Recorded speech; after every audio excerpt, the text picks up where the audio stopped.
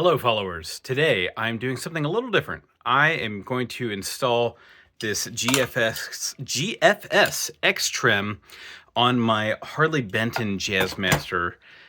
You may have seen this Harley Benton Jazzmaster in a few videos. One, when I first got it, I think like maybe an unboxing, but definitely first playthrough. And then I've changed the pickups in it twice. I still have not changed the strings, hilariously. So we will be changing the strings, obviously, to put this thing on, but it's kind of a drop-in replacement. It should be pretty easy.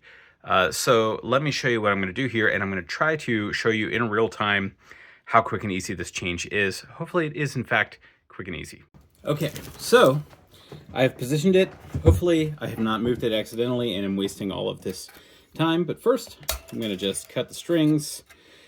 This has the vintage style tuning machines, which are my favorite, and this whole change should only take 3 to 4 minutes, I'm guessing.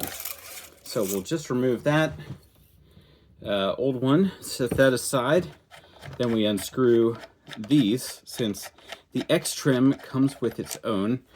I think, wow, those washers seem to be stuck in there pretty good, like they're mounted to the casing, which it looks like they in fact are.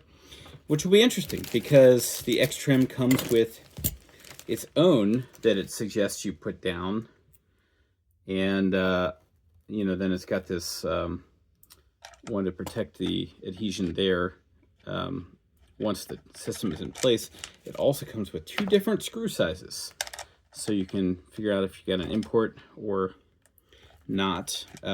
Neither screw size seems to be going in just right. And I'm wondering if I really need that. That seems like overkill. I'm going to skip that part, and the disastrous results will speak for themselves. So I've got one more of those mounting screws to try, although I can't imagine what difference it will make. So, pardon me, I'm doing all of this off screen, which is great video content. Let me try this real quick. Okay, that one seems to be threading. It's meeting just a tad of resistance there, but I do think that is the wrong size. Yeah. I hate to use a screwdriver with it, so it has to be this. There's really only 2 sizes. But man, look at the difference between stock one, this one.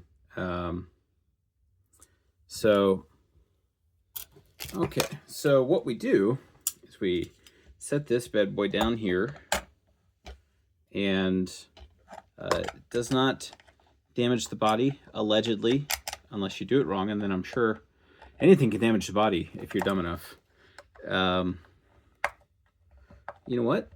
That has actually gone in just fine. I think I was just trying to get it too far in because it's such a short screw. And so I'll get the other one of those that matches that. I think you're supposed to be able to do these with your fingers, but I've got a big flat head here. I don't mind if I chip that up a little bit. Okay, so it is technically installed now. It comes with 2 springs. I think this is the one that will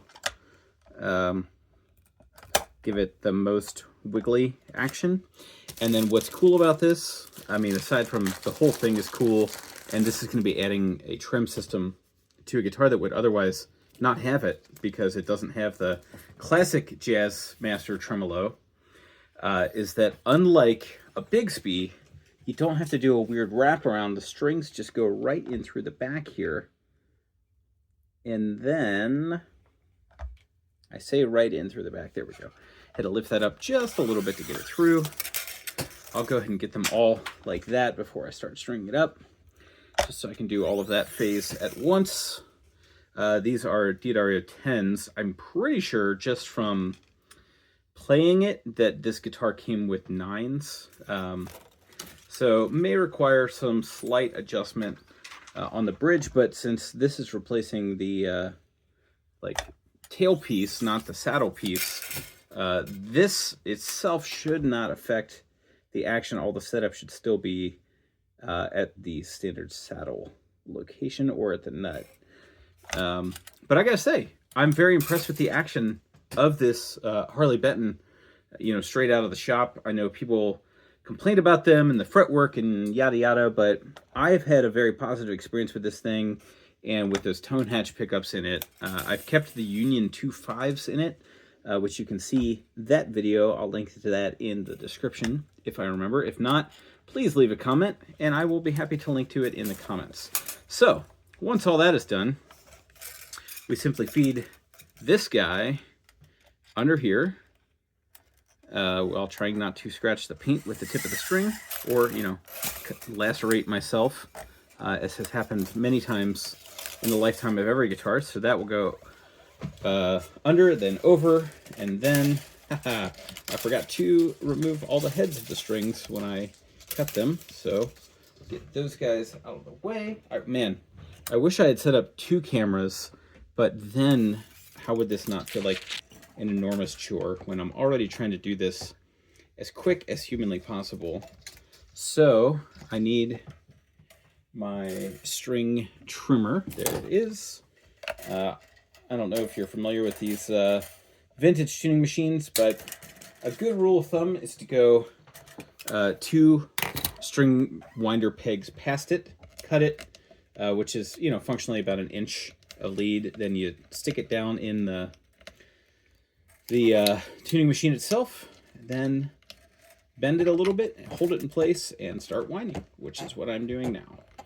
So we'll see this take shape pretty quickly. I don't know if anyone else likes to do this while changing strings, but I try to tune the entire thing completely by ear, and then I take it to a tuning machine afterwards.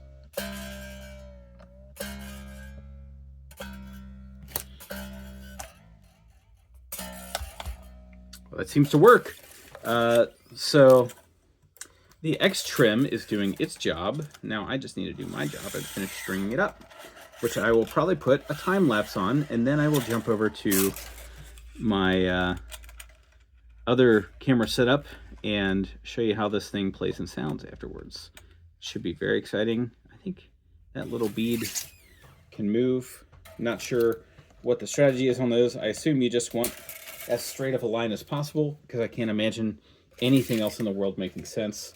But, you know, we'll experiment and learn. There's no documentation that comes with this. It's classic GFS. It's 50 bucks. It just comes in a bag. Standard shipping is 20 bucks. So I bought 2 of them and some telly parts to make a thin line telly, because their shipping is 20 bucks basically no matter how much you buy, in my experience. So they really reward you going crazy and stocking up on stuff. And I'm not one. I don't have the power of will to resist that temptation. And functionally, it becomes a $70 part, which is still an incredible deal for adding a tremolo system to a guitar that didn't have one. But $50 a piece is a much better price than $70 a piece. And, you know, even if you just buy 2 of them straight up, that's $100 plus $20 shipping. That takes them down to $60 a piece functionally. And that's not too shabby. See, I almost forgot this crucial step of feeding it under here because I'm busy talking.